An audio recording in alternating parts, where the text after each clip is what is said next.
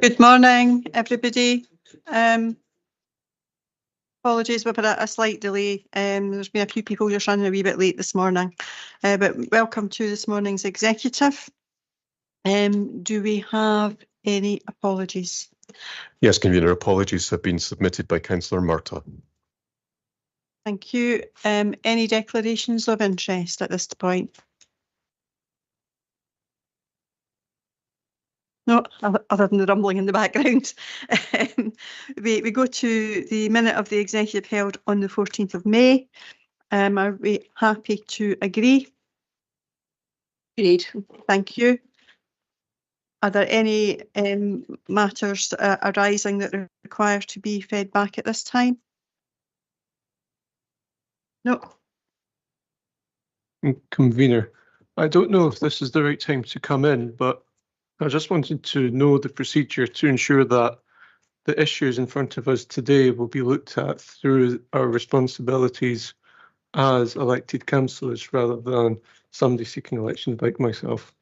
Absolutely. Councillor Bundy, and I intended to make that point just as we were moving in. This is Falkirk Council business today, and we should restrict ourselves to that. If people do stray into other areas around the national politics, I will intervene and bring people back to the subject matter in front of us. Thank you. That takes me to the rolling action log. Mr. Moody. Thank you, Convener. And as usual, the rolling action log records decisions of the executive where those call for a report back. It gives the expected reporting date and comments on the progress towards meeting that date. The comments appear to be up to date, as is the rest of the rolling action log, but it is available for questions from members. Okay, thank you, Mr. Moody. Is there any questions in relation to the rolling action log?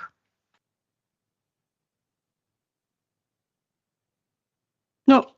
Okay, thank you for that. We'll move into our agenda proper, and the first item is the corporate risk management and the 6 monthly update, and it's with Mrs. Templeman.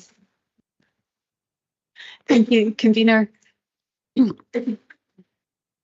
This report presents the 6 monthly update on the Corporate Risk Register for executive approval and also provides an update on the Council's Risk Management Improvement Plan. And so as a brief reminder, the Corporate Risk Register sets out the main risks that officers have identified that could impact on the delivery of the Council Plan and the Council Plan priorities. A summary of the Corporate Risk Register is on page 21 of the report, and there's also some hyperlinks to the more detailed information that's available on the website. Members previously expressed that they would like to have more opportunity to scrutinise the Corporate Risk Register in advance of the committee, and a session was held last week to allow members of the executive to do that. And that process aims to help improve the scrutiny and provide clarity on the ratings for each risk prior to approval. So consideration of the Corporate Risk Register itself begins on page 17. I'll just draw members' attention to a few areas. Firstly, CMT reviewed the Corporate Risk Register as part of their quarterly monitoring, and there was discussion on the leadership, decision-making and governance risk, which is currently rated high with a target of medium. While significant progress has been made in this area, it was noted that this risk is very linked to the financial sustainability risk, which remains high, and as a result, a decision was taken to maintain the current assessment of high risk for that leadership, decision-making and governance risk. The equalities risk rating remains high, but the likelihood rating has improved, reflecting the improvements in the EPIA work and training that has been undertaken. And the target date for a medium rating is now September 2024. The Council of the Future Transformation Risk has improved from high risk with limited assurance to medium risk and substantial assurance, and that's based on the best value work and also the Council of the Future Board self-assessment piece. And finally, the health and social care risk rating has deteriorated from substantial to limited assurance, but there is recognition that work is underway to improve the position. The IGB has its own strategic risk register, setting out the key risks to delivering the IGB strategic plan, but the IGB is facing significant challenges, and a decision was therefore taken to increase the risk rating. The senior leadership team within the IGB have had a risk workshop this month, and they're working to revise the risk management improvement plan. And colleagues from across services are here to help answer questions you may have on specific risks. Page 18 of the paper provides some commentary and update on the Risk Management Improvement Plan, and that's noting that there's good progress on most actions. Key actions to note are that work continues to improve on reporting risk in all reports, and that's really to make the links to the corporate risk register and to individual risk ratings and targets much more specific, and that work links in with the standing orders review. The ongoing work to develop and improve measurable action plans, linking the Council's key plans, strategies and risks, and demonstrating that actions are in place to try and meet the target risks. And then the development of specialist risk registers as required across the Council. And finally, services quarterly risk assurance statements are briefly discussed on page 19 with the key priorities for each service area noted. And overall, the Council, I think, continues to improve its approach to risk management, but this is an iterative process, particularly with such a complex and diverse organisation. But it is anticipated that further improvements will be delivered during 24-25. I'm happy to take any questions. Thanks. Thank you, Mrs. Templeman. All public bodies are reviewing the risks right now in light of just the current pressures, whether that be organisational pressures such as the health service or the financial pressures that everybody is facing, and has taken a much more robust view to managing risk. So as has Falkirk Council. Risk individual service risk registers feed into the corporate risk register, all of which have been reviewed and to ensure that they are covering risk appropriately.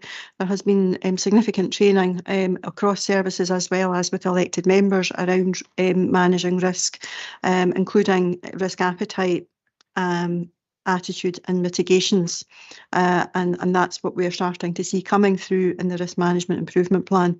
A huge amount of work has been done to make people aware of the responsibilities, particularly in the individual services, and therefore to be able to feed into the corporate risk register that comes in front of elected members. The highest and most serious risks are reported to members, and scrutiny is available for us to do that and to seek assurance that they're being managed appropriately. So far, all indications are that our risks are being managed appropriately, with substantial assurance being given on the effectiveness of the current mitigation controls, and that is something that we would wish to see continue. And as we see from the conclusions in the report, it does provide assurance and that good progress is being made in delivering on the Corporate Risk Improvement Plan, which will be an iterative process as well as a self-assessment going forward. So I thank Mrs. Templeton for that, and I'm happy to move the report. Councillor Garner.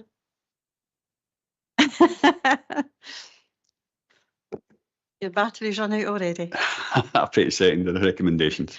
Thank you. I'll now open it up for any questions or comments.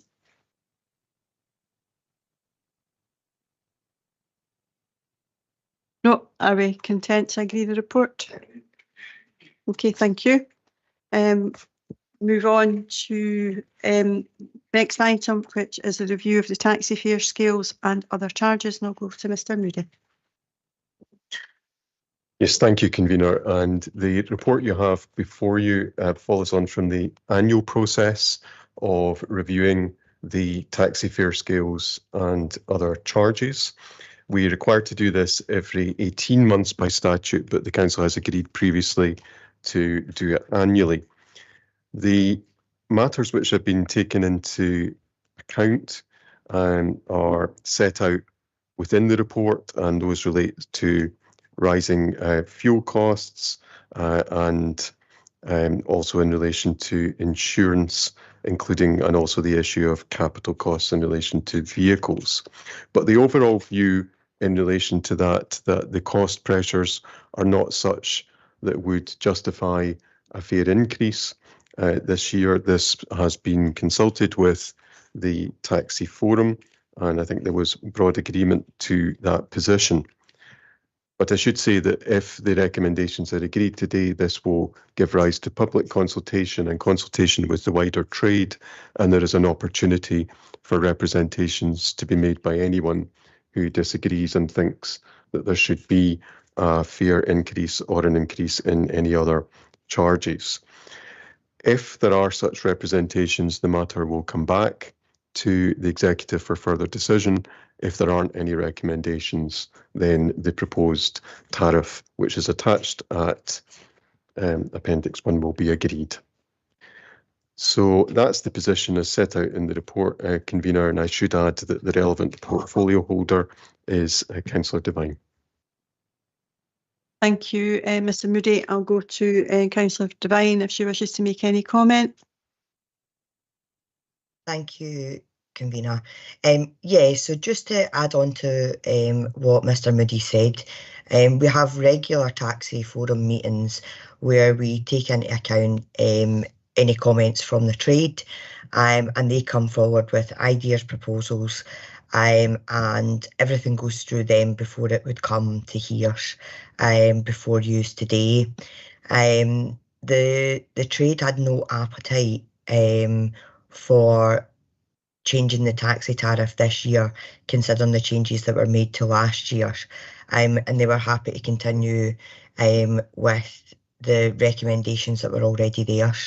We will continue to consult with the taxi forum and the wider operators going forward, and there will be a full consultation if approved today, and if anything comes back, it will come back to committee. Thank you, Convener. Thank you, Councillor Devine. With that, I'm happy to formally move the report. Councillor Deakin.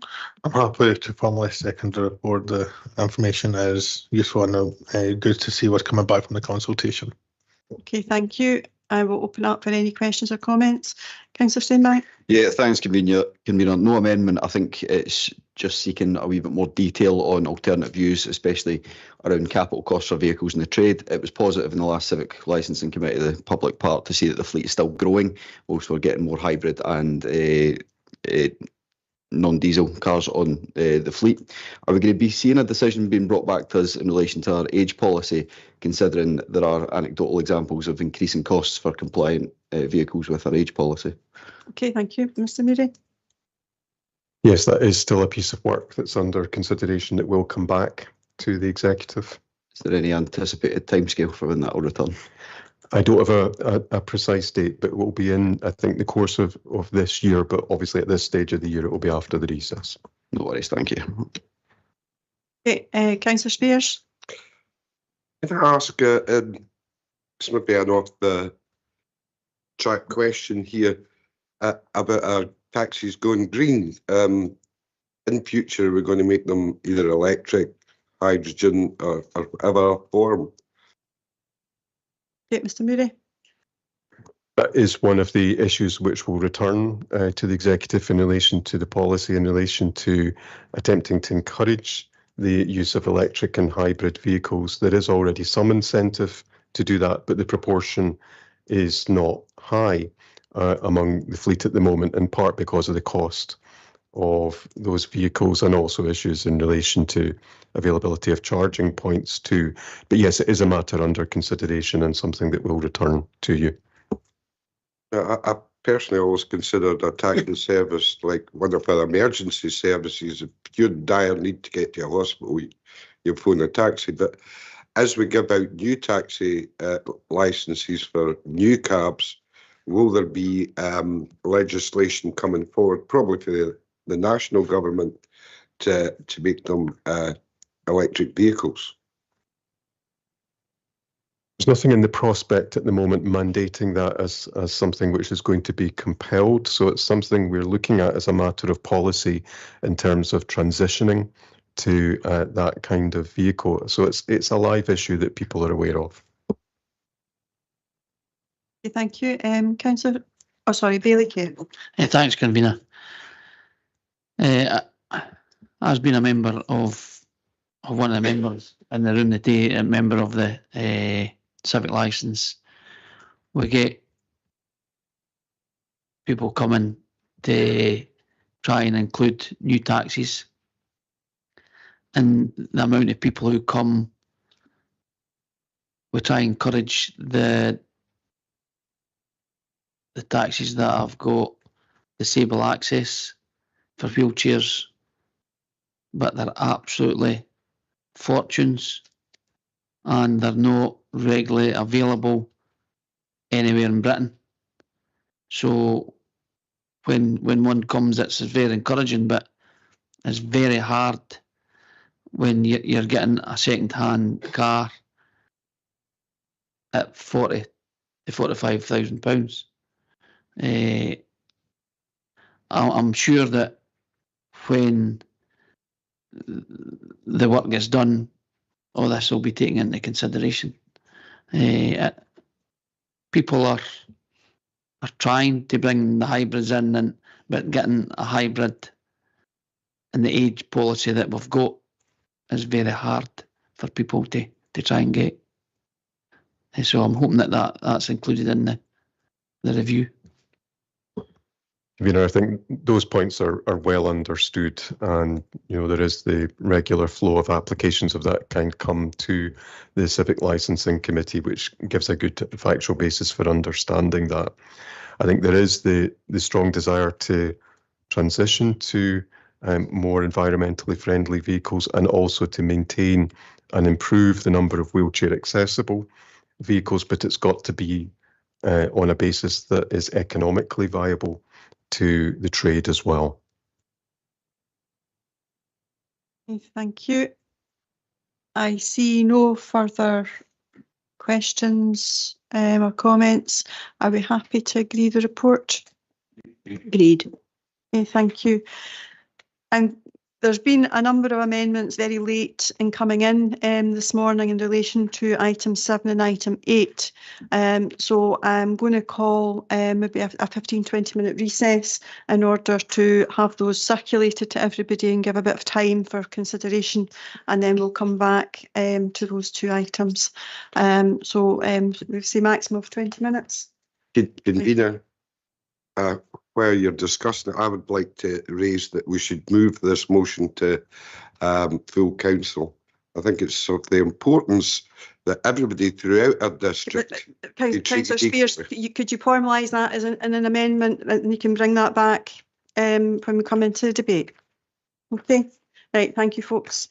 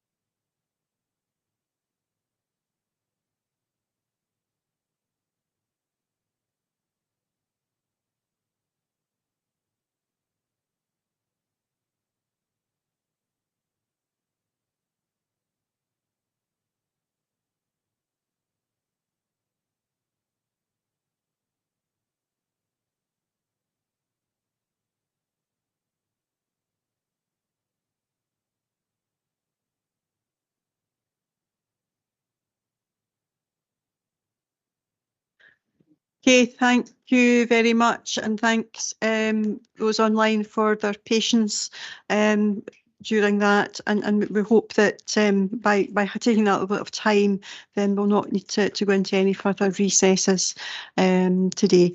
But I will now go to Councillor Spears for his procedural motion. Agenda item 7, future sport and leisure provision. This is a provision that affects the whole district.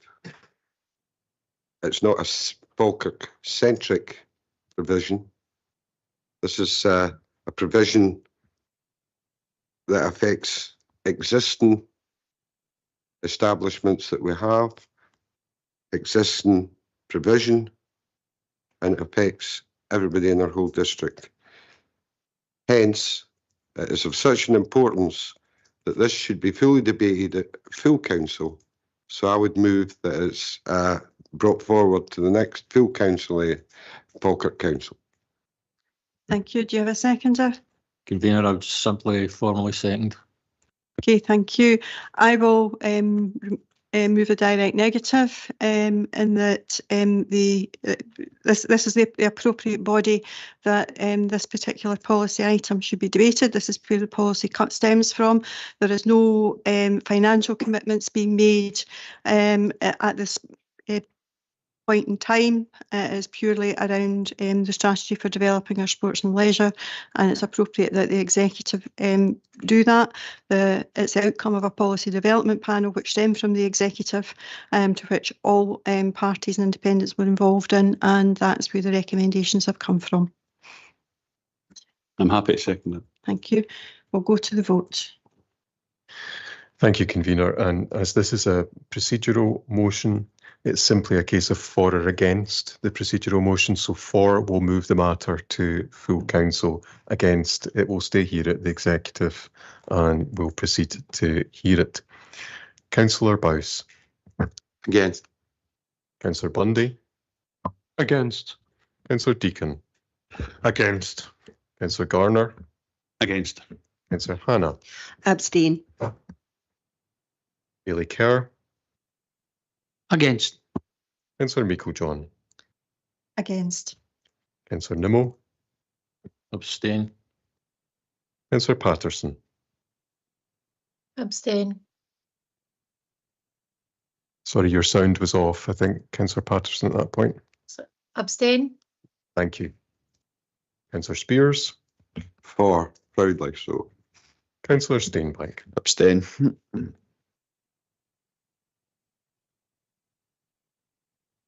You know, there's one vote for, there are 6 votes against, there are 4 abstentions. The motion isn't carried, and accordingly proceed to hear the substantive item at the executive. Okay, thank you, Mr. Moody. We now have a request for a deputation from Councillor Redman. Are we content to hear the deputation? Okay, thank you. Councillor Redman, you can now speak, and there's an opportunity for questions. All right, thanks, Convener. So I was on the policy development panel. I found it a very informative and worthwhile experience. I really enjoyed working with other councillors on the PDP. I found the PDP model very engaging and feel it's a good way to encourage cross-party collaboration within the council. So I'd like to personally thank officers for hosting the PDP, and also thank Councillor Garner for his effective chairing. I found it really beneficial to visit our existing facilities with an in-depth tour of both the Marner and Grangemouth sports centres. These are very well used and loved facilities. I was actually a regular user of the Marner as a child, and have many happy memories playing in the pool, doing my swimming lessons, and later as a teenager playing football in the indoor sports hall. So it was really interesting to see it now after its major refurbishment, and the entrance has moved to the bottom, and the indoor football pitch that I used to play on has been turned into a soft play. The upstairs has been turned into a modern state-of-the-art gym. There's fantastic new immersive cycle experiences. However, the pool area still remained the same as when I was younger, and it was great to see the wave machine and frog slide still there. Grangemouth also had significant new facilities to be proud of, like the cycle suite and martial arts gym. And across all of our facilities, one of the main things that really stuck out for me was the friendliness and passion of our staff. So I'd just like to say a big well done to all them for the hard work and effort they put in. I think it's important to recognise that we actually do have some really good state-of-the-art facilities in Falkirk, which have been achieved through some significant investment over recent years. However, as a council, it's important that we think long-term, and whilst our current infrastructure does have some very good points, sentimental value, and facilities to celebrate, we can't ignore that there are many areas of these buildings that are tired, ageing, expensive to run, and no longer fit for purpose. The reality is that, similar to much of Falkirk Council's estate, these are ageing 1970s buildings and are coming towards the end of their lifespan. In the second phase of the PDP, we visited a new state-of-the-art facilities like the Allender in Bearsden, the Peak in Stirling, and the Excite School campus in West Lothian. I was particularly impressed with the Allender Centre. It's the newest facility we visited, and it felt like a real destination, not just somewhere to go and exercise, but it also had a very well laid out main hub with a cafe and a seating area. There were people chatting after their gym sessions, or other people working on their laptops between exercise sessions. It was really beneficial to see the buildings in action and how different people used and interacted with them. And having seen how well the building worked and hearing how it was outperforming the old centre, which it had replaced, I really get the feeling that this is something we should be aiming to deliver in Falkirk. So I really welcome the approach being taken here to develop an aspirational vision for the future of sport and leisure across Falkirk. However, I do have a couple of concerns around the proposed recommendations. Firstly, as a local member for Bonnybridge, I find it a wee bit disappointing that we are the only major settlement in Falkirk not to be within a 30-minute walk of a local facility. Secondly, I have real concerns about the replacement of Grangemouth Sports Centre. During the first round of talks, the importance of Grangemouth Sports Centre was recognised, and it was proposed that this would be replaced with a new regional sports centre. However, it was disappointing when the final report came out to see that Grangemouth had been downgraded from a sports centre to a spoke facility. It's been made quite clear in Agenda Item 8 what a spoke model is. We're presented with various similar proposals, all centred around small facilities with a similar design. These offer small gyms, fitness studios, changing areas, and rely heavily on being connected to schools for the use of their games halls and pools. All options presented for standalone spokes do not have swimming pools or games halls. Whilst these spokes are a positive innovation for many areas across Falkirk, they are by no means suitable to replace a facility like Grangemouth Sports Centre, which is well used by many sports clubs right across the Falkirk area, whilst also hosting many significant national events. I find it highly unlikely the current user group of Grangemouth Sports Centre could be accommodated within a small spoke, whether it be a school or a standalone. I think it's important to take into account the situation around the loss of the Bowness Rec, where many groups have found it hard to be accommodated within the high school, and it's unlikely the spoke will be able to fully compensate for the vast array of services once offered by the Rec. Now the Rec has closed, the council has urged many of the users to look to Grangemouth Sports Centre for hall and pool time. It's vitally important that Grangemouth Sports Centre is replaced with a new facility of similar capacity with a swimming pool that is accessible during to the public during school hours. Thank you. Okay, thank you, Councillor Redmond.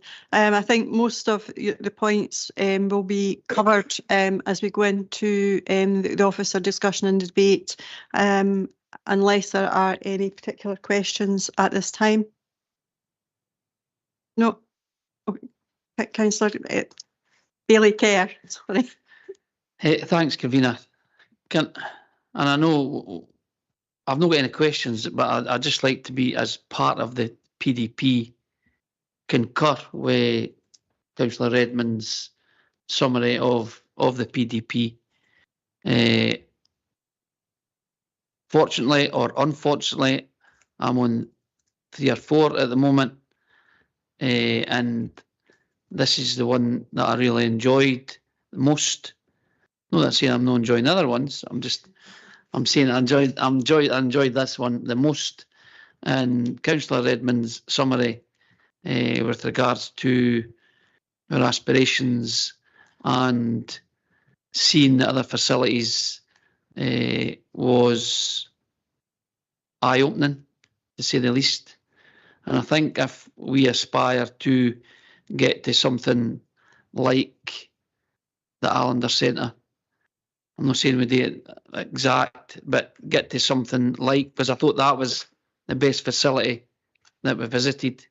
If we get to aspire to something like that, I think it'll be a flagship for the rest of the Falkirk area. Where it's getting built is up for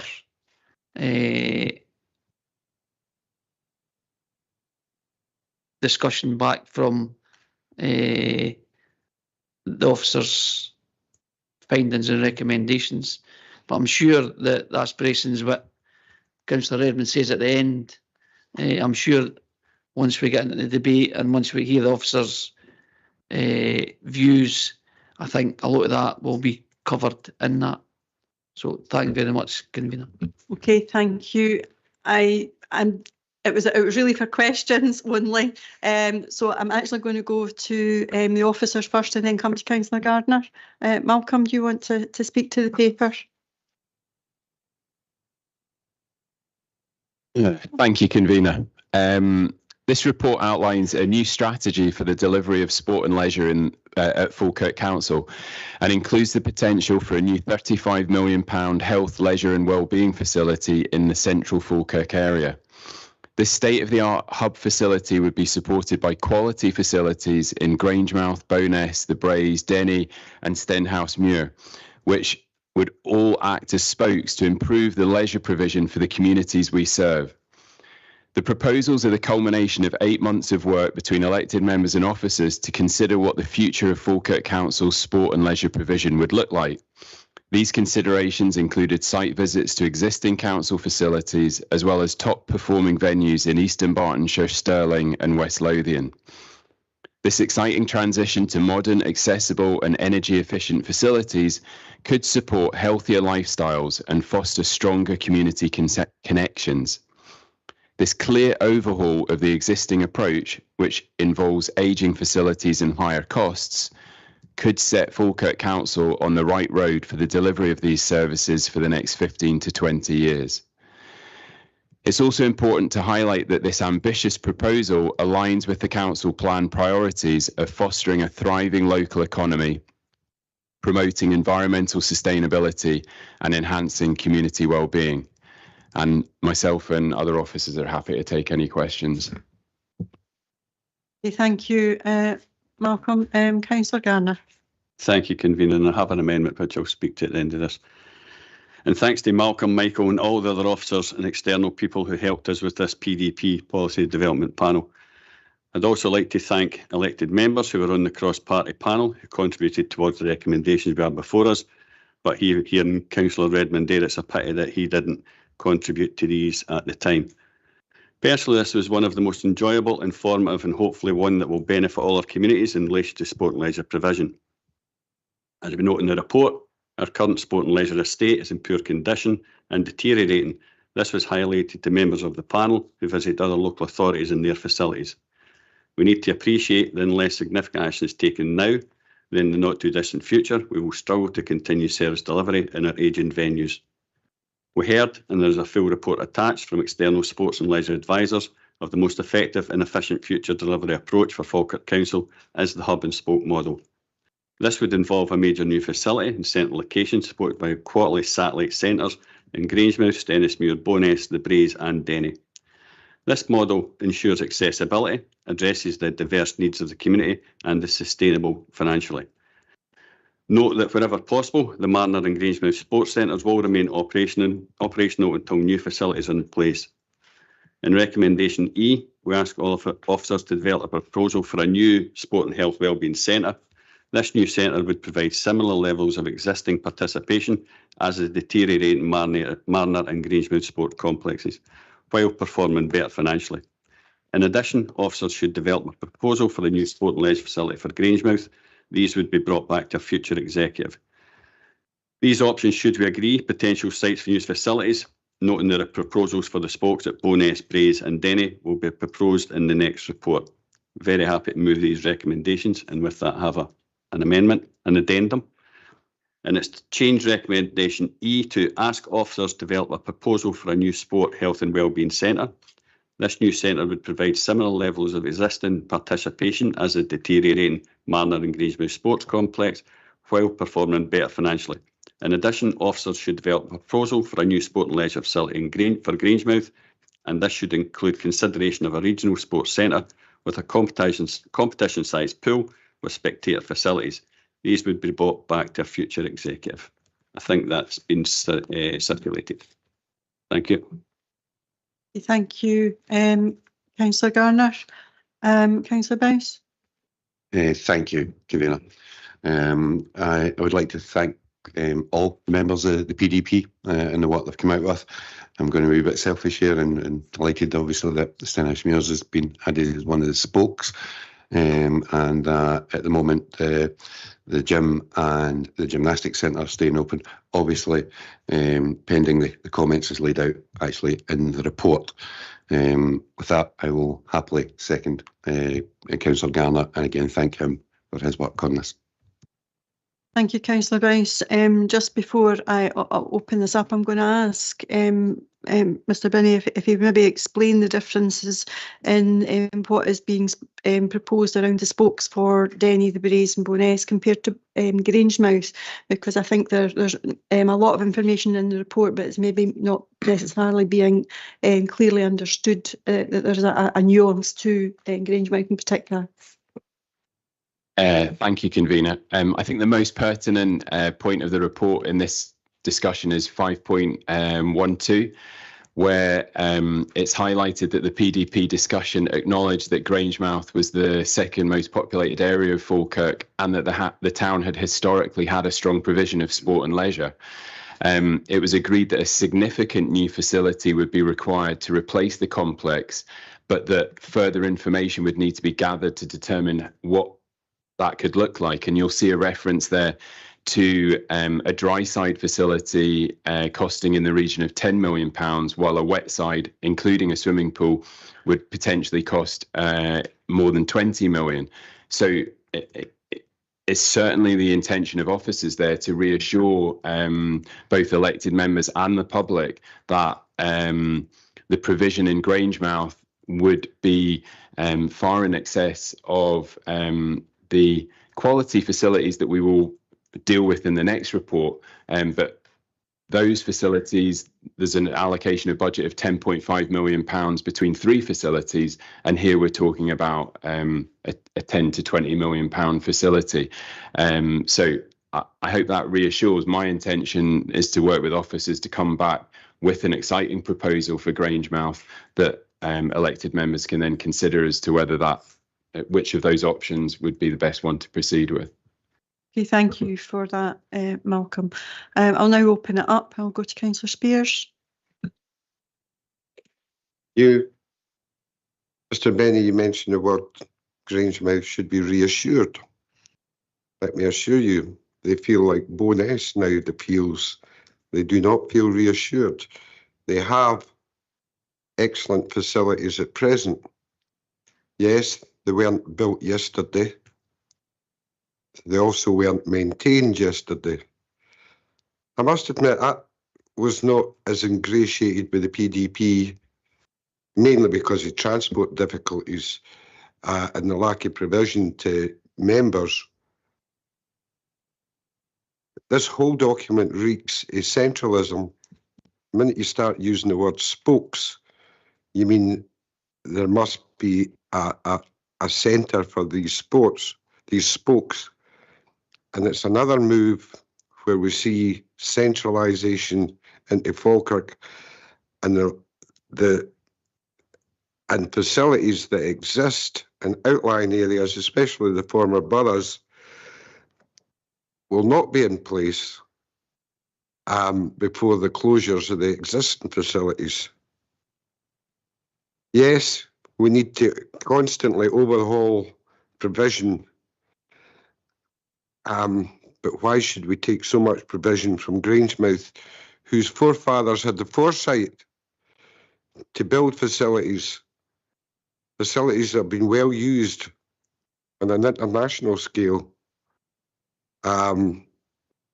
just to satisfy the centralisation drive of the administration and Falkirk Council? And I'll leave you with one thought.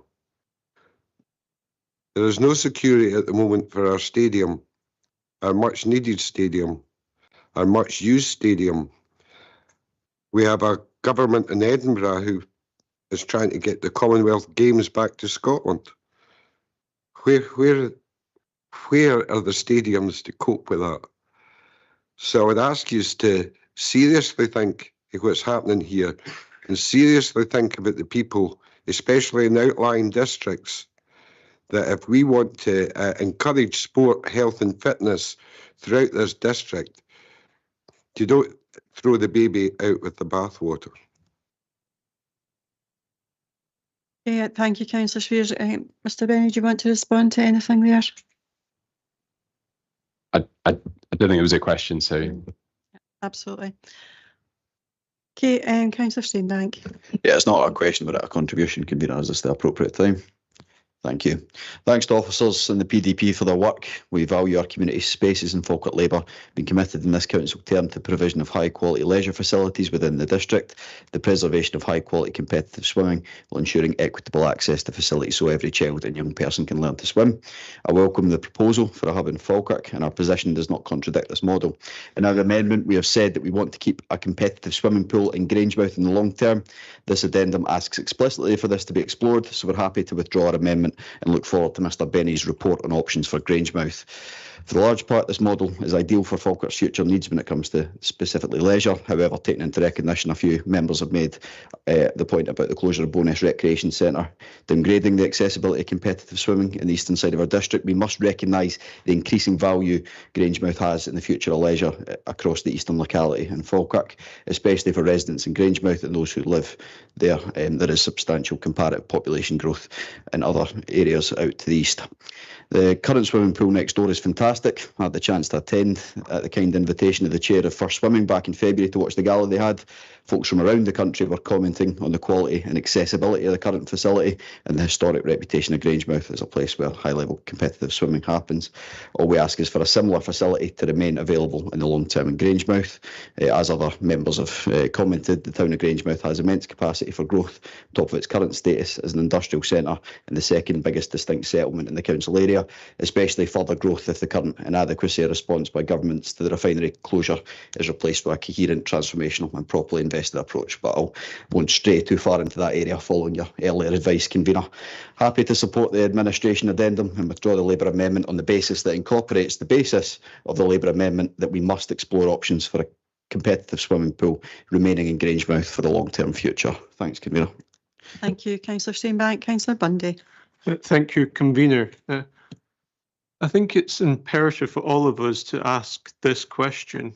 Can we actually afford this? It says that 7 million might come from service concessions in the report, and the risk says that there is a risk that costs could rise. With the financial position of the council, we all know what it is.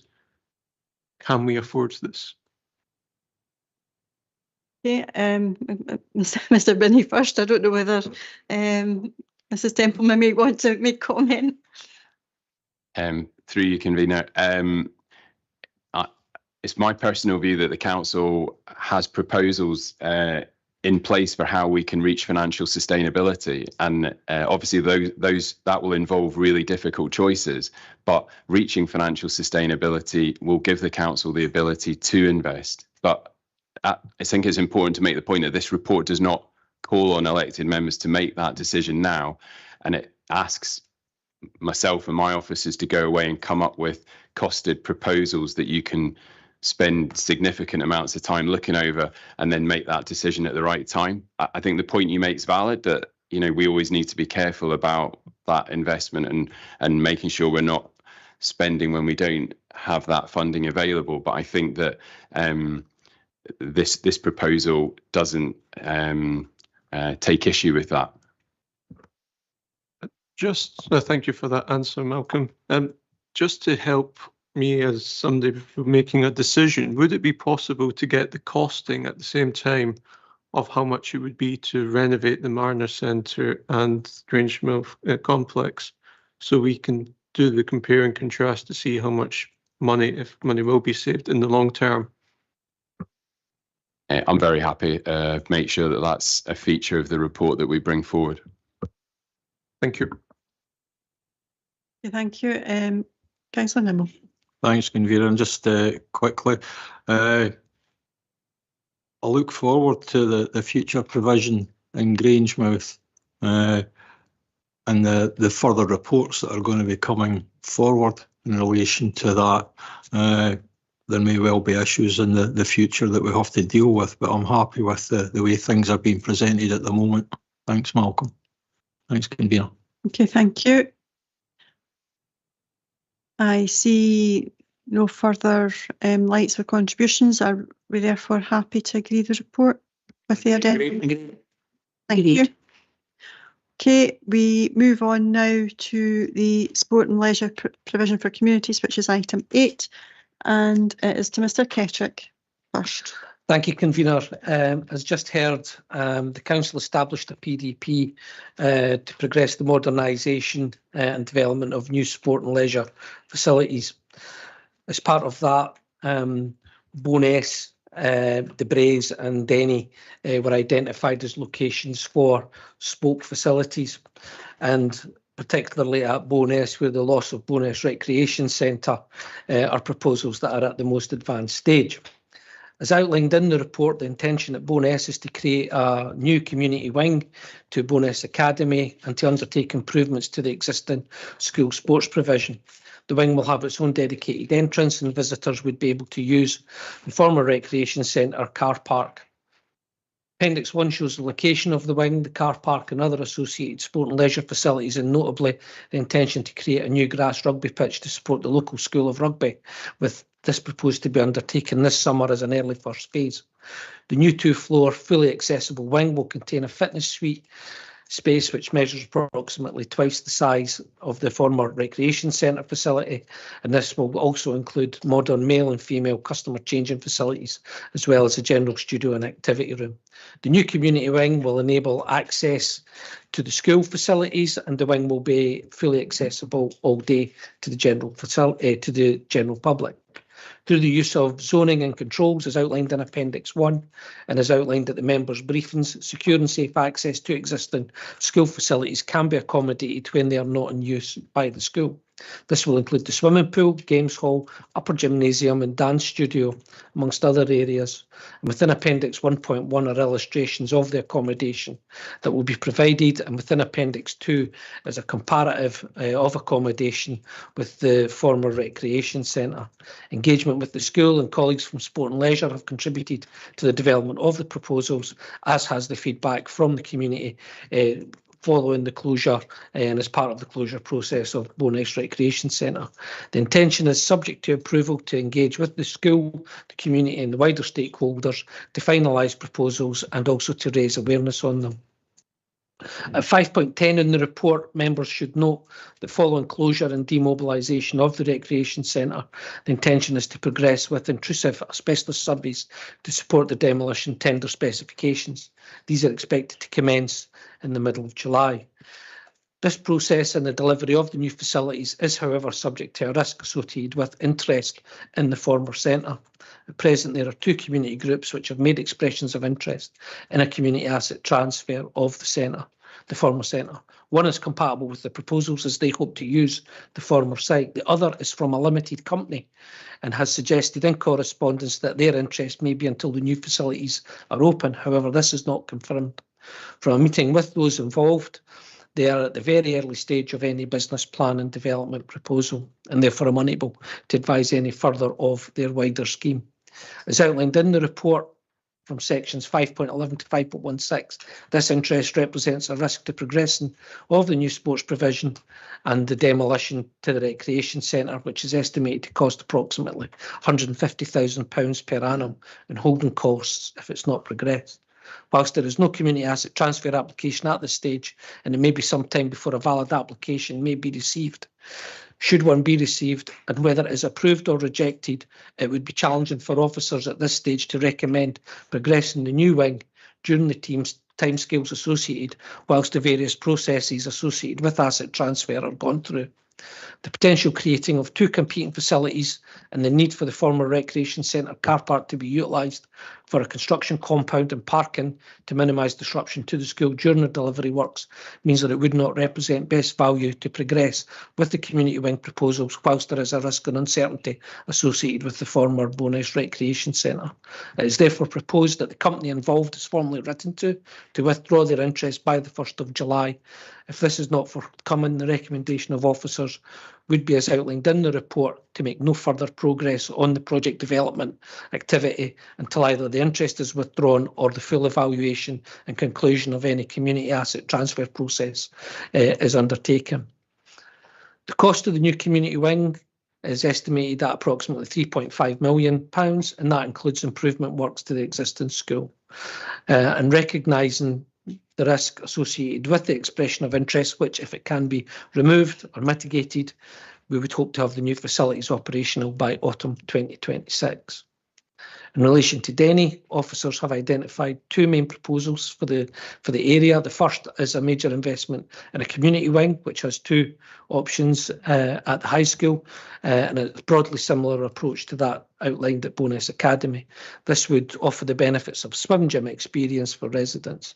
The two options at the high school would involve a new wing consisting of, again, a 250 metre squared or 40 plus station fitness suite, male and female, dry changing facilities and a studio space. The alternative to this at the school would be to include wet changing facilities which are directly accessible to the pool. Both options, again, will enable access to the school facilities to be zoned to ensure the safe and secure use, and the proposals are shown in Appendix 2. One of the complexities of Denny High School is that it is managed under the Gateway Schools non-profit distribution organisation arrangement, which is due to expire in 2039, and therefore there is a number of contractual, commercial and technical challenges to overcome. And whilst although initial discussions have been positive, recognising the complexities of this, officers have also explored a second location, which is Denny Town Centre. This second option would see the delivery of a standalone building with a new fitness facility, extending again to 250 square metres or 40 stations, incorporating again a studio, multifunction rooms and changing facilities. The site is owned by the council and has unfortunately attracted limited interest from the market for redevelopment to complete the regeneration of Denny Town Centre. And the proposed layout and the images of this are shown in Appendix 3. It is proposed that engagement with stakeholders in the community is undertaken to identify the most beneficial and best value option, and during this period, we will continue to open negotiations with Gateway Schools with the intention that a future report will be brought back to the Executive for consideration following conclusion of those processes. At Braes, it's highlighted in the report as a challenging and complex location due to its restricted nature of the site and the challenging topography. As a consequence, 4 options have been considered, ranging from 2 options that involve delivery of new wings associated with the main entrance courtyard or to the south of the swimming pool block. Again, in a similar vein to the other proposals you've heard, these would include a 250 metre squared fitness suite, changing room extensions with direct access to the pool and upper floor accommodation. These options are, whilst challenging in terms of space for construction and enabling works, can be delivered, and the images of these options and the zone floor plans are included in Appendices 4.1 and 4.2. Option 3 would see a standalone facility located on the sports pitch and would again consist of similar accommodation to those previously presented. Layout options and images are included in Appendix 4.3. And the fourth option is to be considered is the filling in of the existing entrance courtyard, which in addition to the standardised facilities would also include a new entrance foyer, reception areas, and create a multifunction upper floor room, which could be utilised for various uses which are still to be considered. Given the complexities of the options at the Braes, again, it's proposed that engagement takes place with the school community stakeholders on proposals, and in parallel to the work undertaken allows us to progress technical appraisals with the intention that these processes will be brought together in a future report to Council Executive. In conclusion, this report updates on the options being considered to greatly improve provision of community and school sports and leisure facilities and seeks approval to progress this major investment programme of improvements. I'm happy to take any questions, Convener. Thank you, Mr Kettrick. I'll go to Councillor Garner. Thank you, Convener. Roll on next month where I get to go first. Mr Kettrick has covered nearly every point I'm going to make, but I'm going to reiterate them again because this is so important for our communities, and I think going forward it's one of the most exciting things we have. I'd like to thank Malcolm and Paul and all officers involved in putting together this very exciting report, especially for outlying communities. The recommendations are short, but the benefits to our communities will be massive. A new state-of-the-art facility attached to Bowness High School. Officers propose to build a new major community wing onto Bowness Academy. This would have its own dedicated entrance and visitors would be able to use the existing car parking. The new two-floor structure would offer a gym space measuring approximately 250 square metres, which would have 40 stations, which is more than double the size of the previous gym at the former recreation centre. This would have floor-to-ceiling windows offering enhanced views and lighting. The first floor gym would be fully accessible via lift, and on the ground floor there would be modern male and female customer changing rooms, as well as a general studio, activity space and dedicated reception area. The new community wing would be accessible throughout the day to the general public. In addition to these, the new wing will also enable access to school facilities, outside school use, and importantly, including the 20-metre swimming pool, games hall, upper floor gymnasium and dance studio. All can be compartmentalised to ensure school and public use segregation and security is operationally required. Modernisation works will also take place, which will benefit the school, including improving existing wet and dry changing rooms, existing gymnasium and dance studio. To establish Bowness Academy as a real sport and leisure hub, work is also proposed to create a new rugby pitch, which will accommodate Bowness Rugby Club's School of Rugby and the Academy's own physical education programme. As we've heard, it is estimated the new community wing and upgraded facilities will cost approximately £3.5 million and will possibly attract some of the 500 Bowness residents who currently travel to Linlithgow to use the Excite Leisure Centre rather than the former Bowness Recreation Centre. The Braes option is more complex, given the challenging topography of the school grounds and the lack of space. The benefits of a facility here are clear to see, given the fact residents in the Braes have to travel 4 or 5 miles to Grangemouth or the Mariner currently. 3 of these options are similar to the Bowness High School site, where an extension would be built, giving the public and the school a state-of-the-art large gym facility and access to the current school facilities, again including the swimming pool. The other option is a standalone facility within the school grounds. This also has complications, but officers will further develop these proposals. On to Denny, officers have identified 3 options, 2 being, as the previous 2 locations, an extension at Denny High School, offering all the benefits as previously mentioned. The second option for Denny is in the heart of the town centre on the vacant Phase 2 site. Here officers are considering building a new fitness gym facility, the same size as the one previously mentioned, incorporating a studio, multifunction room and changing facilities. This land is owned by the council and has proved challenging to develop or sell. Siting the gym in this location would increase footfall to the town centre, adding to Denny Town Centre regeneration project and improve the vitality and viability of the town centre moving forward. I and my colleagues are very, very excited by the potential of the new community facilities in Denny. It will fill a massive gap in our sport and leisure provision and will be welcomed by residents young and not so young. The population of the town and surrounding areas continues to grow at pace, not least with the opening of new housing sites following the recent construction of the Denny Eastern access route. Further engagement will take place in Braes, Bowness and Denny where appropriate as part of the development of these proposals. This will include the community, the school communities, pupils, parents and staff, together with wider stakeholders such as communities and sports clubs. This £10.5 million investment in sport and leisure comes with so many benefits and, from my experience of using the current facilities, much needed. Happy to move the recommendations. and I have an amendment. The amendment, which is in place of B, Council welcomes the positive proposals being put forward for increasing sport and leisure provision in the Falkirk area. It is vital that our communities get the maximum benefit from these facilities once built, and so we would ask officers to undertake stakeholder engagement in relation to all three investments and return to the Executive with an update. Officers should also consider how the pool at Bowness Academy can be made available to the public during school hours and report back to Executive. And in recommendation C, add Bowness after 4. So that would now read, agrees that a report with final recommendations for Denny, Braes and Bowness comes back to the Executive in 24-25. Thank you, Convener. Thank you, Councillor Garner. I'm happy to second the report and the addendum. I think at a time when public finance is so pressured, to be able to have a package of £10.5 million worth of investment across our communities, particularly in the areas of sport and leisure, is quite an achievement. And I think that the work that has been done by our officer team has been quite remarkable in pulling this together, and in a relatively short space of time. I appreciate that change is very difficult, particularly when it's not had the ability to be planned as we have had in Bowness. But I would hope that the recognition of the investment to the academy and it will assist not just those within the academy, but the wider community to be able to access good quality facilities will be recognised.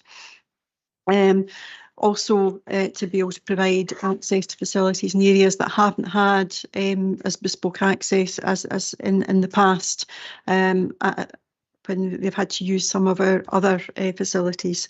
I think it fits very well with the previous report around the hub and spoke model, demonstrating that we want to give good quality access to all our communities across the district, and enabling that to happen at this particular time is challenging, but I think it's very positive. I think we should be quite proud of what we're looking to achieve in this, and recognise that the investment has not happened in the past as we would have liked to have seen it for a variety of reasons, and some of that was political choices in the past, but we are now in a better position and have much more of a control of that investment going forward, and I would hope that we would not have the same issues with the corporate land model that we've adopted around all our buildings for the future. So I'm happy to second the recommendations. Councillor Spears. Mr. Kettrick, you asked for questions. As we know, Bowness councillors are not on the executive, so it usually falls to me to represent Bowness here, which I'm greatly privileged to do. I've been sent a series of questions from Mr. Kettrick from Don Murray, a resident of Bowness, under the title Too Little, Too Late. They're bullet pointed, so I'll just read them out. If you want to give an answer to them one by one, that would be fine for clarity, for especially as they're watching on YouTube. Firstly, and this is a cheeky one, are you in possession of the full facts this time? I think that harps back to the concerns raised, especially by Councillor McCabe, the Denny member, regarding the 2019 report about the Bowness Recreation Centre.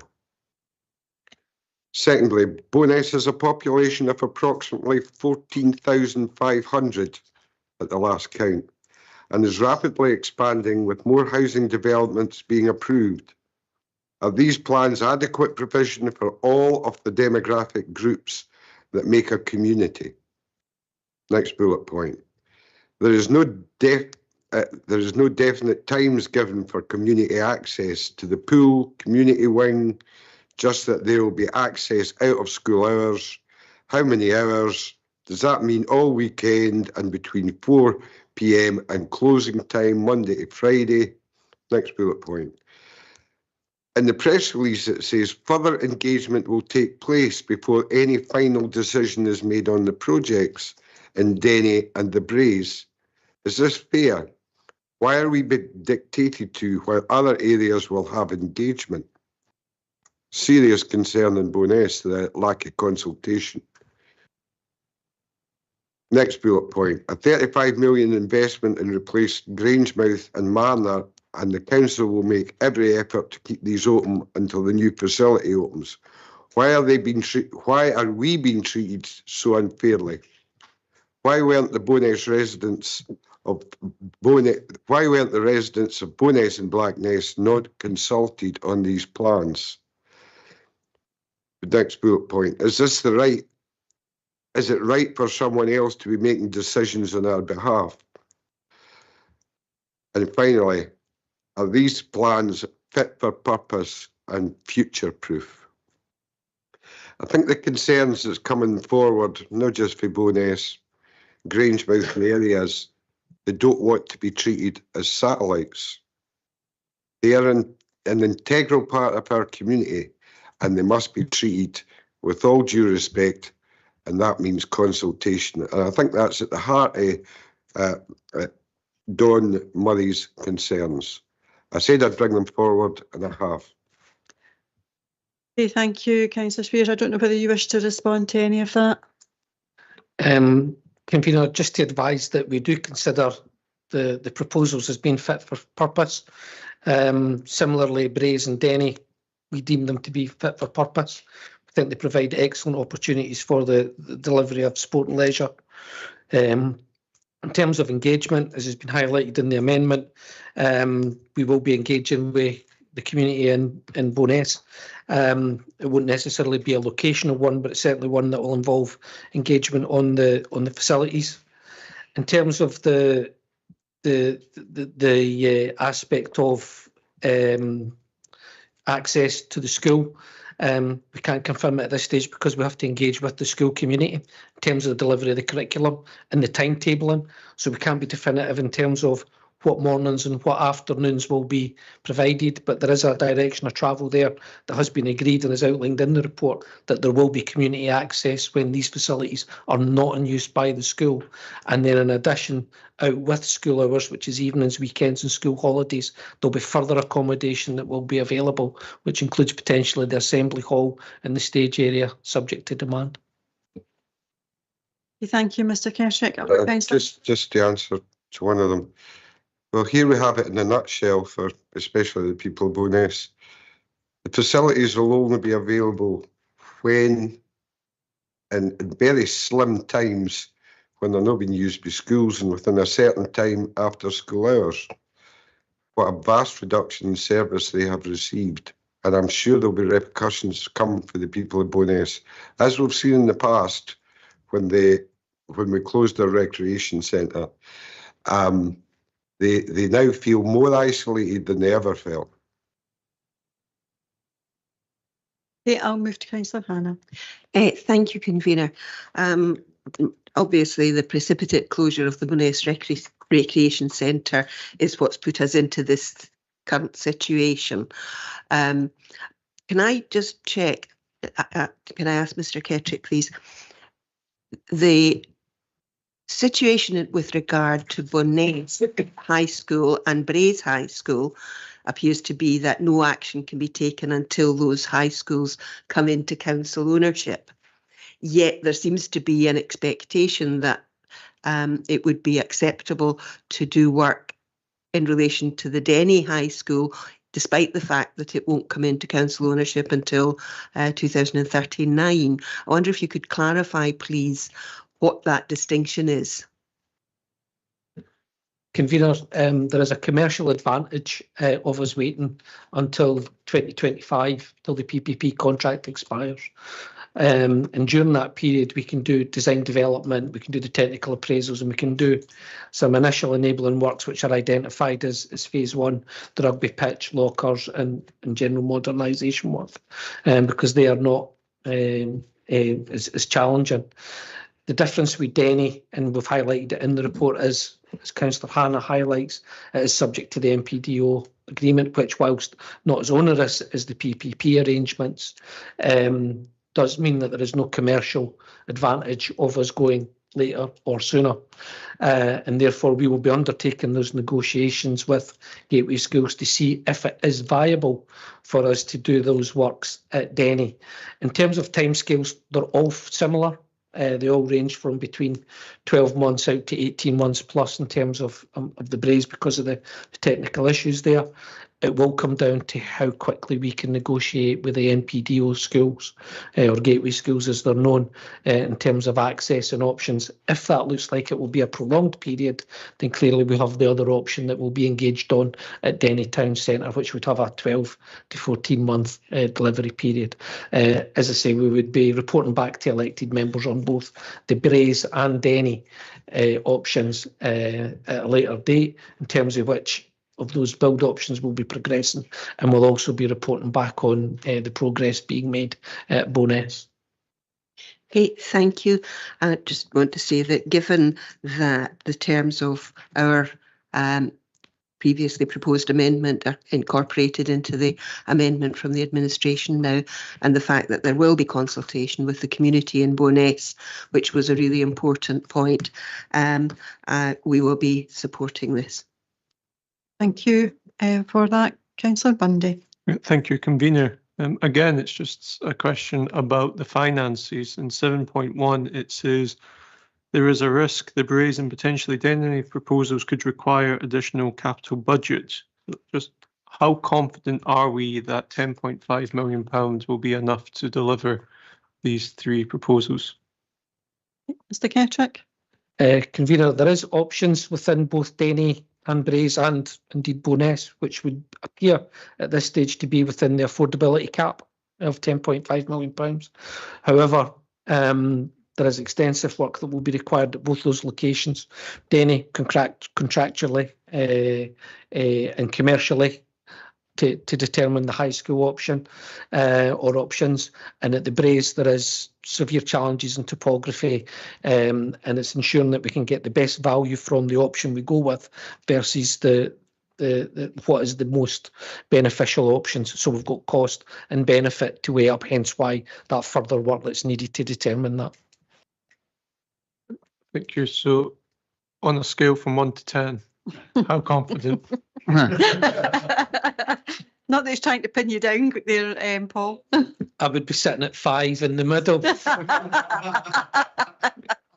Thank you. You might get a scale from the fence. I think the answer is somewhere between 1 and 10 is probably the proper range. Okay, thank you, Councillor Bundy. Bailey Kerr.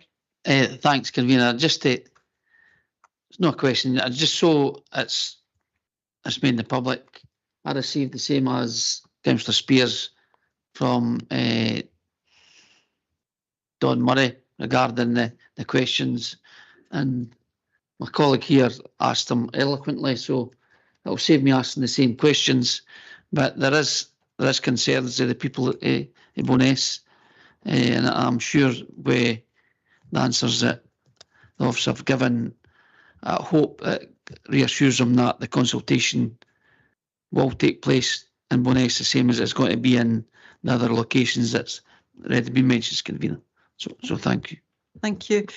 I'm just going to ask you a question around what has been raised as the security options within the schools. Obviously, these are high schools, and our high school aged children who tend to have a bit more freedom to be able to attend public buildings, but there are some security options that have been included in the report for within the schools to help manage that timetabling to when it's schools time as opposed to public time. Paul, I don't know if you can maybe say a wee bit about that. Yes, Convener. The layout and the approach that's been adopted basically involves the zoning or compartmentalisation, to say that word, across the school to ensure that there is that public school segregation. It is not uncommon now in new modern schools to have community facilities and community access. We are fortunate that the layout at Bowness and indeed at Denny is conducive with that approach. Their modern layout designs. It brings it slightly more challenging, but we believe we have proposals that can ensure that that segregation continues to be in place. And it is clear that by having that zoning and the security measures that we'll put in place, that we can effectively operate these facilities for both community and pupil use. Thank you for that. If with your indulgence, convener, with regards to the consultation, I mentioned it at the briefing for all sites that's mentioned with regards to schools. It's imperative that the schools buy into what we're trying to achieve, and their input will be valuable for the final product that the officers bring forward. So I'm glad that we're taking that pragmatic look. Thanks. Thank you, Bailey Kerr. Councillor Bowes. Thank you, convener. Just a short point. The administration today came with the amendment to extend the consultation to Bowness. It's been but the way it's been sort of portrayed today is as if other people have adjusted that. That was our administration. We did talk to others, and we added to that about the available hours. But I would just like, and as Councillor Spears had already said, since the people of Bowness are watching it, that it was the administration that came today with the amendment to include Bowness in the stakeholder engagement process. Thank you. Okay, thank you. Councillor Spears. Just to answer that question. Councillor Spears, I'm not going to take that as a 19-1. I don't speak for me. I speak for Bowness. The question. Councillor Spears. Thank you. There are no further contributions. Therefore, can we agree the report? Agreed. Thank you. Okay. It is 12:20. We did have quite a long recess. I'm going to ask if people are content to continue to the end of the agenda, or to whether there's a request for a comfort break. Or I would have continue. Hope it's not going to a vote. I'm happy. I'm in people's hands what they want to do. I'm happy. Happy to continue. Happy to continue. And I just say the next two items are for noting. Yeah. Okay, that's fine. If people can, if we're content to continue, that's absolutely fine. But I just wanted to check people's comfort. Okay, we'll move on to item 9, and it's a revenue financial outturn, and go to Mrs. Templeman. Thank you, convener. So the report in front of you today presents the provisional financial outturn for the council's revenue budgets, both the general fund and the HRA, for 23-24. It will form part of the council's annual accounts, and so it will be subject to external audit. Through that process, the auditors could, for example, seek changes to accounting treatment, and members would be notified of any significant changes if they arise. The key messages for the general fund are summarised at section 5.1 on page 149 of the agenda, and I'll just briefly cover a few of those. Since February, the overall service costs are £1.3 million below budget, which is broadly in line with what we anticipated in February. There are various movements across each service, and this is noted in the individual service sections, which are on pages 150 to 153 of the agenda. One notable outturn has been children and families, which was almost 600,000 under budget. And in previous years, this has been an area that has been under significant financial pressure and substantially over budget. And so this is a credit to the work of the service in that area. The increase in pay costs was largely offset by lower energy costs and lower borrowing costs. Treasury Management reports to Executive have previously noted that whilst we need to budget to borrow our requirements from a prudent perspective, a lot of effort is put into borrowing as efficiently and effectively as possible. And that's partly the reason for some of the underspend against budget. This means that some borrowing can be deferred or delayed, but the underlying need to borrow will remain the same. Overall, the Council's expenditure is £5.7 million below budget, and that's an improvement of £1.7 million from the last projection. And as noted in the February projection report, any underspend against budget will mean that the Council needs to apply a lower amount of service concessions to balance the position, and this is welcome. And I would like to take this opportunity to thank all the officers in the Council who have worked hard to achieve this position. However, it's important to note that whilst the General Fund operated within the approved budget, the projected outturn position is supported by almost £13 million of non-recurring reserves to achieve this position. And as highlighted to Council before, this is not sustainable for the Council. Section 5.2 of the report provides a summary of the savings approved by members. An overall percentage of the savings delivered is approximately 70%. The main savings not achieved include reduction in teaching costs, school transport savings, and savings in relation to the school pools. And you can see that reflected in the overspend against education. Section 5.3 provides a summary of General Fund reserves. The General Fund balance is projected to remain at 11.8 million. And the service concessions balance has increased, reflecting the reduction in net expenditure. For the 23-24 budget, £1 million was previously set aside for inflationary pressures, and the outturn noted above does not include the use of this sum. As part of the budget decisions in February 2024, members agreed to use the £1 million to be allocated to the Village Regeneration Programme to support the communities of Bainsford, Langleys and Dunnypace, and so we'll reflect that in the 24-25 budget projections. And finally, Section 5.4 summarises the outturn for the housing revenue account, which has exceeded budget by £3.3 million. This is primarily due to a significant increase in property works. Whilst an increase in costs was noted in the previous report, we do recognise that the extent of the increase could have been identified earlier and reported earlier in the financial year. The overall arrangements for this area of work are currently being reviewed, and we will update members as appropriate. Thank you. Thank you, Mrs. Templeman. It's heartening to hear that we have a better than anticipated outturn, and it demonstrates that the budgetary control measures that have been put in place are indeed having the desired impact. It has to be notable that children's services, in particular children's social work, are showing an underspend, something that is of note and has not historically been the case, and that is quite welcome at this particular juncture.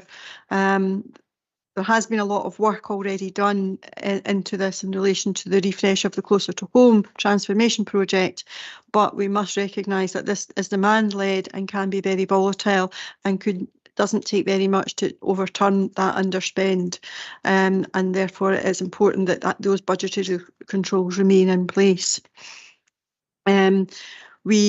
Mrs. Templeman has very eloquently highlighted that while we have been able to replace some of the service concessions that were allocated for use to assist in the budget gap, that is something that is not sustainable, as at 13.13 million of non-recurring reserves is not something that is able to be afforded going forward. As a result, there will be some difficult decisions that will still need to come in front of members around managing our budgets going forward. Housing revenue account, on the other hand, has had to take a dip into reserves to cover the increased costs, particularly around repair works. This has had a significant impact and is not sustainable going forward. Therefore, there'll be much more tighter budgetary control for the rest of the year, and understand there's a plan in place to address this going forward, and that will be coming forward to members very soon.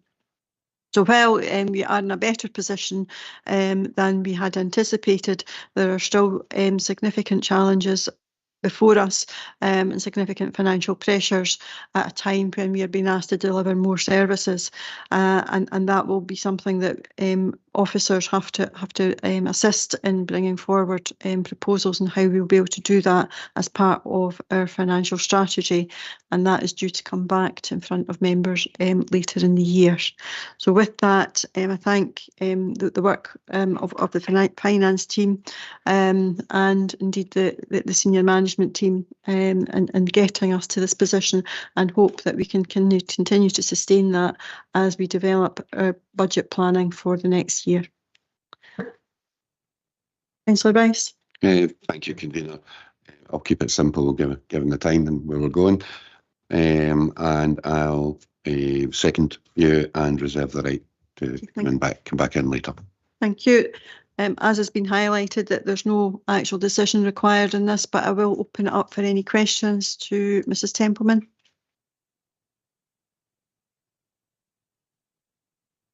No questions? Okay, you've got off lightly, Amanda. Thank you. We move on to the capital programme outturn, and we've got Danny Kearney with us to take that one. Thanks, Convener. This report presents the capital outturn for the general fund and housing, and again, similar to revenue, these figures will be subject to external audit. The main part of the report is in sections 5.1 to 5.4.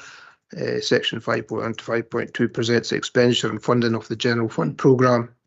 So from a budget of 47 million, 44 million has been completed, with the underspend rolling forward into the new financial year. This is a delivery of 93% and a further improvement from last year. The table at 5.1.1 provides a high-level summary of the type of investment undertaken. Section 5.3 to 5.4 picks up the housing programme. Actual expenditure of 76 million, more or less on budget. A significant element is on new build housing, and the table at 5.3.5 provides a useful summary of the improvements undertaken across the housing estate. The remaining sections of the report include the prudential indicators at 5.5, which are aimed at demonstrating capital spending plans are affordable, prudent and sustainable. The impact of the programme on the council's borrowing requirements, and at sections 6.1 to 6.2, the movement and final position with capital grants and capital receipts carried forward. The recommendations are noted at section 2, and I'm happy to answer any questions. Thanks. Thank you, Danny. Again, we have seen significant improvement in the management of a capital programme following the restructure of that, and are achieving 93.3% with very limited slippage, and that has to be commended again around that project management and budgetary control. We are still in a very challenging period with interest rates have reduced, and there's little confidence that that will remain the case, and that there will be stability. Having dropped, it's anticipated that they will rise again before the end of the year before coming back down. Therefore, there continues to be a need to take a prudent approach to borrowing and continue with short-term borrowing until we see the market settle before looking at that longer term, and being able to make larger commitments around any borrowing programme. However, what cannot be forgotten is the fact that we are still delivering annually over £40 million of investment within our communities in their general and indeed within our housing capital, significant investments at a time when finances are pressured, but we are seeing significant projects being taken forward, such as the Denny Eastern Access Road being delivered, which is fantastic to be able to see, as well as seeing works being done around our schools, around our roads, around our open spaces, a huge amount of investment that's aligning with the council's priorities. So again, thank you to the team for doing this, and to the services for the work that they're putting in to deliver projects on budget and on time. And look forward to seeing further investment as we go forward, and the types of investment that we have just been talking about in the last two reports. Councillor Rice. Thank you. I'll also a wee bit on this one that I will add my thanks to both the General Fund team and the Housing Capital team on this. In 7 years, I've not seen spend as close to budget as this ever, particularly the housing revenue account, 99.8% budget. It's just about perfect on spend budget. It means 69 new houses bought back, 8.2 million spent in kitchens and bathrooms, 20.5 million in windows and door replacement, nearly 5 million in heating systems, and 9 million on external fabric repairs. That's what the people will see. They'll see these works actually getting done, and they'll see us using, as we all know, it's primarily the rents, the people of Falkirk, and they'll actually see us actually doing that. But the General Fund Capital Fund as well is exceptionally good. So I've just got to add my thanks to all the staff, from directors right down to the people literally on the coalface, who have actually produced this. It's the best I think I've seen in 7 years, and hopefully we can repeat it again. I do get the challenges though on finances, which was mentioned earlier. Thank you. Okay, thank you. I will open it up for any questions in relation to the outturn capital report. Nope. Danny, you're getting off lightly as well. Okay, I'll be happy to agree, yeah. We come to the final paper for today, and it's in relation to Flex, and I think it's with Mr. Kendrick to begin with. Thank you, Convener. The purpose of the report is to provide an update on the proposed council activities to promote the Energy Company Obligation 4th Iteration or Eco4 scheme and the proposed evaluation of Eco4 Flex demand, which can extend Eco4 locally. At Executive on January 2024, a motion was agreed seeking an update and evaluation of Eco4 Flex, and it was requested that the report would be brought back to a future meeting prior to recess. This is that report. Currently, residents of Falkirk Council can access support for energy efficient measures under Eco4, providing they meet certain criteria outlined in the report. This is in addition to multiple other sources of support that is available, and these are also outlined in the report. The Flex 4 extension, or the Flex extension of Eco4, is where there is a referral mechanism that enables local authorities to widen the eligibility, allowing it to tailor a specific area. Under the Flex element, participating local authorities agree to take on responsibility for agreeing the criteria, managing the funds, and ensuring that these are deployed appropriately. The management and administration for Eco4 Flex can be delivered via two main approaches. The first with in-house staff, with the other being to outsource the management. For both options, there are advantages and disadvantages that require to be evaluated, and some of these are outlined in the report. For both approaches, the Council will require to develop, establish and implement criteria and procedures for the management of the scheme. And as noted in the report, one of the main concerns at this stage relates to both Eco4 and Eco4 Flex is the risk associated with companies cold calling and the risk of fraud. It is therefore essential that, as outlined in the report, we progress awareness raising of the Eco4 scheme, gather intelligence on the potential demand for Eco4 Flex and how we can implement diligence measures to prevent or deter fraudulent activities. The evaluation approach is identified in section 5.2 of the report, together with the wider awareness raising that will be undertaken. Section 5.3 we've outlined the other support that is available for home energy efficiency. In summary, Convener, at present, without the detailed evaluation of the demand for Eco4 and the potential added value of Eco4 Flex would provide, when considered against the resources and risks associated, officers would be unable to recommend progression of the latter further. Officers will, however, following that evaluation period, be able to quantify the potential benefits, costs, risks associated, and will provide a further update report. I'm happy to take any questions. Thank you, Mr. Kendrick. Councillor Deacon. Thank you, Convener. First, I'd like to say thank you to Claire, Chloe, Paul, and the whole climate change team for creating this update report.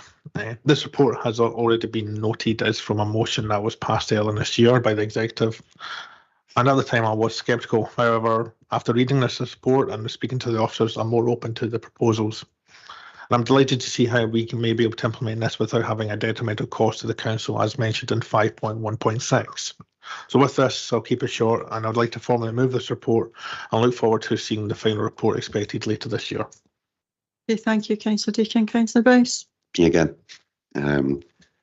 Eco4, we've had experience it over, and I can only talk in my own time, and there has been concerns because I've had constituents phoning me concerned about people cold calling, especially elderly, who have been worried about who's been calling them, and to be honest, those were passed on to the relevant people to deal with. So I understand the concerns in making sure that if we're going to go to Eco4 Flex, that we need to look at the experiences of other councils possibly who have been using it and what measures need to be put in place for ensuring we control as much as we can the cold calling and fraud, particularly to our elderly, which is always my biggest worry on that.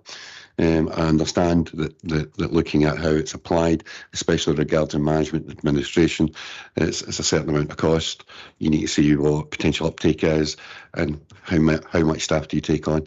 If you've got a very small uptake on it, you need a certain amount of staff. If you've got a large, you need more. So I really do understand why the service are looking to actually go do a bit more study, a bit more information on this, and I totally agree with the recommendations on it. Okay, thank you, Councillor Rice. Councillor Spears. Thank you. As the leader of the group that brought forward this request to bring ECO on board, but all our citizens would be able to claim and to investigate insulation and heat energy supply for their homes. I would therefore say this needs to be more than an evaluation. Other councils, other authorities already do this. It doesn't just create warmer, more heat efficient homes, it also gives lots of local jobs. And for us to keep evaluating and to keep looking at this just kicks the can further down the road. We have a convener in charge of the environment. I thought you'd have been jumping up and down backing this, trying to get this for all our residents, not just people on certain benefits, but all our residents would be able to make an application to claim this. So kicking the can down the road doesn't help here. As somebody once said, the people on the planet cannot wait. But if you go to 3.2, where it says Eco4 provides an existing funding option to Falkirk households, providing they meet certain criteria to provide energy efficiency, reduce consumption and associated emissions. This just doesn't help the people, it helps all the local contractors in the area who are presently working out with the area to provide this. And here we are, kicking the can down the road. I'm quite frankly astonished, but the quicker we come to a conclusion, the better, not just for us, but for all constituents. Can I ask a question? Yes. The question's quite simple. We already, am I right in saying that we already operate Eco4? And that the difference is it's about moving to Eco4 Flex, which is the difference. Convener, yes, Eco4 is already available. The residents of Falkirk Council can access the support, and it's based on the criteria as outlined at 5.1.1. Eco4 Flex is a referral mechanism where the council can extend that criteria and eligibility, and in exchange for that, we take on the responsibility for the management of the scheme. Can I also answer that? If you go to 5.1, I'm sorry, is it a question? It has to be a question, Councillor Spears, because you've already spoken. I'm aware of what I've done. Well, I mean, please make it a question, because I'm not going to have a question officer like that. Bounce's question is in 5.1. We're not going to ask across the chamber, Councillor Spears. If you've got a question to an officer, that's fine. Okay, I think there's been a clear recognition that Eco4 is available to all residents and their support there for that. Eco4 Flex has some concerns that require further exploration, particularly around the safety of our residents, particularly our vulnerable residents. And that is what the work that officers are now looking to carry out. And I think that due diligence is appropriate that we do that. I don't anticipate that they are going to take a long time over that. And the report will come back fairly swiftly in relation to that, but we'll be able to take cognizance of what's happening elsewhere in the country. Is there any other questions? Are we happy to agree the report? Agreed. Thank you. Thank you, everybody. That brings us to the conclusion of the executive this morning. Thank everybody for their attendance and their contributions.